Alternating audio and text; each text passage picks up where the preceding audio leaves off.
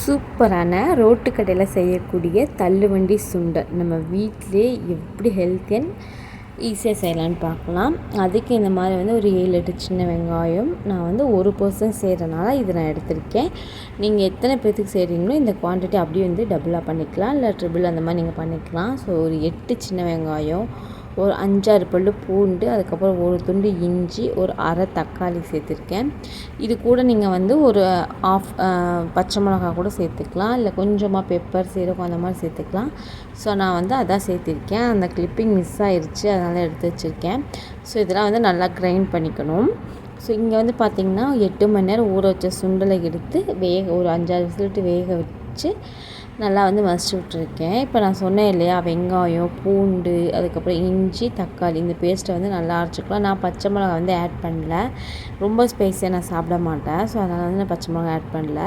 So இது நல்லா fine பேஸ்ட்டாக அரைக்கணும், குறைப்பாக அரைக்கக்கூடாது. நல்லா ஃபைன் பேஸ்ட்டாக அரைச்சிட்டு இந்த மாதிரி 1 டீஸ்பூன் ஆயிலில் ப்ளைனாக இதுவே நம்ம போட்டு நல்லா வதக்கிக்கணும். ஸோ இந்த மசாலா வந்து எந்தளவுக்கு வேகுதோ அந்தளவுக்கு தான் அந்த டேஸ்ட் வந்து நல்லா இருக்கும். ஸோ இந்த மாதிரி வந்து போட்டு நல்லா கிரைண்ட் பண்ணியாச்சு.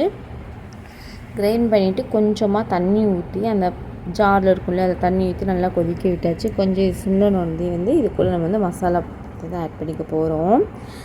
ஸோ வந்து மசாலாவுக்கு வந்து இங்கே வந்து பார்த்திங்கன்னா நீங்கள் வந்து உங்களுக்கு தேவைப்படுற மசாலாலாம் சேர்த்திங்க அப்படின்னா டேஸ்ட் வந்து மாறிக்கும். அதனால் வந்து ப்ராப்பரான மசாலா ஆட் பண்ணிங்கன்னா நம்ம ப்ராப்பராக ரோட் கடையில் சாப்பிட்ற டேஸ்ட் அதே டேஸ்ட் வரும். இந்த மாதிரி நல்லா சுண்ட விடணும்.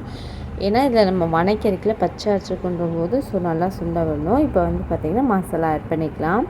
ஒரு 1/2 ஸ்பூன் அளவுக்கு மஞ்சத்தூள், ஒரு 1/2 ஸ்பூன் அளவுக்கு வந்து பார்த்திங்கன்னா மிளகாய்த்தூள், அண்ட் 1/2 ஸ்பூன் ஜீரகத்தூள், 1/2 ஸ்பூன் நம்ம வந்து கரம் மசாலா ஆட் பண்ணிக்கலாம்.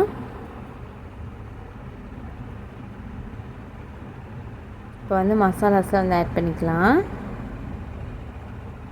ஸோ இந்த மாதிரி நான் வந்து எல்லா மசாலாவுமே கம்மியாக ஆட் பண்ணியிருக்கேன். ரொம்ப ஸ்பைசி சாப்பிட்றது எனக்கு பிடிக்காது அப்படின்றத நான் கம்மியாக ஆட் பண்ணியிருக்கேன்.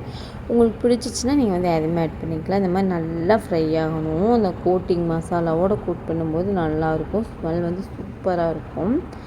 இப்போ சைட் பை சைடு வந்து பார்த்திங்கன்னா வெங்காயம், கேரட், அதுக்கப்புறம் வந்து பார்த்திங்கன்னா ஆனியன்லாம் கட் பண்ணி நீங்கள் வச்சுக்கலாம்.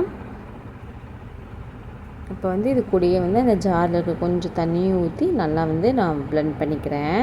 ஸோ பேஸ்ட்டை பாருங்கள், நல்லா ஸ்மூத்தாக அரைச்சிருக்கோம்.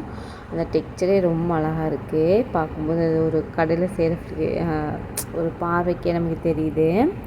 இந்த மாதிரி நல்லா கொதிக்கணும். கொதிச்சதுக்கப்புறமா நம்ம வேக வச்சுருக்க சுண்டல் இருக்கு இல்லையா, அதை வந்து கொஞ்சம் கொஞ்சமாக ஆட் பண்ணிக்கலாம். கொஞ்சம் கொஞ்சமாக ஆட் பண்ணிவிட்டு நல்லா இது பண்ணிக்கலாம். சுண்டல்லையுமே தண்ணி இருக்கும்.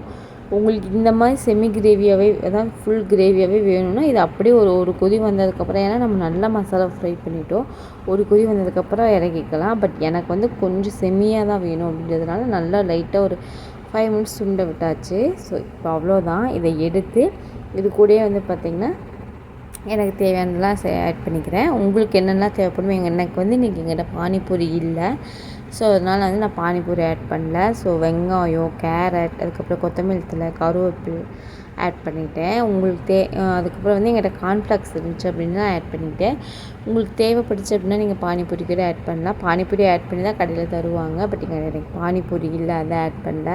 ஸோ சூப்பரான ரோட்டுக்கடை சன்னா நம்ம வீட்லேயே அழகாக ஹெல்த்தியாக ரெடி ஆயாச்சு. இந்த மாதிரி குக்கிங் விளாக் இதெல்லாம் பிடிக்கும் அப்படின்னா நம்ம சேனல் சப்ஸ்கிரைப் பண்ணிக்கோங்க. And happy eating and happy healthy eating. So video பிடிச்சிருந்துச்சு வீடியோக்கு ஒரு லைக் கொடுங்க, அண்ட் மறக்காம சப்ஸ்கிரைப் பண்ணிக்கோங்க. ஸோ நெக்ஸ்ட் வீடியோ பார்க்கலாம். பாய்.